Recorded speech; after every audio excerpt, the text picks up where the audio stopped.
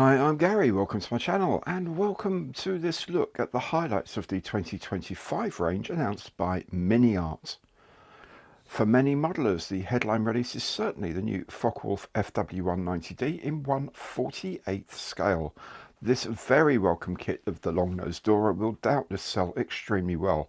Initially available as a basic kit, you can expect a more detailed advanced kit later in the year. Likewise, Miniart has expanded its range of P47 Thunderbolts with the P47D Razorback. Again, initially a basic kit, the advanced versions with more interior detail, more photo etch and more decal choices will likely arrive later in the year. Also in 1/48 scale is the latest addition to the Junkers F13 range, this time as a float plane. For military vehicle enthusiasts, there's this new 1/35th scale Raupenschlepper Ost, a World War II German tracked prime mover. There's a full interior, a modest amount of photo etch and link and length tracks. Initially it comes in the early and the mid-production versions.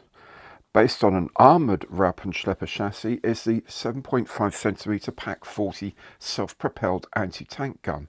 Another new tooling for 2025.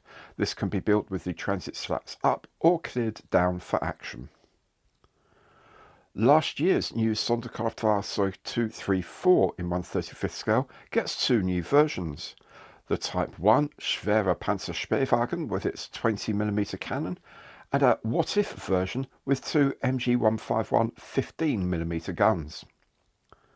Again, updating a kit first released just last year, there is a new British Stuart Mark 1 Honey tank featuring sun shields for the desert battlefield and a captured tank in Japanese service complete with Japanese crew figures, both of these in 1/35th scale. Also released in 1/35th scale is this set of British tank repair engineers at work, sets of US infantry and airborne troops as tank riders, a pair of builders with bricks, and there is a special edition set of German machine guns and accessories. Other figures being released include this set of German ground staff in 1/48th scale and this rather fine Macedonian Guards officer in 1/16th scale. In 1/72nd scale there are new releases from the survey of German self-propelled guns with the Sturmgeschütz 3 version G Alket production and the Sturmhaubitze 42 version G mid-production. Finally, for the dioramist, there is a new railway crossing set in 1/35th scale.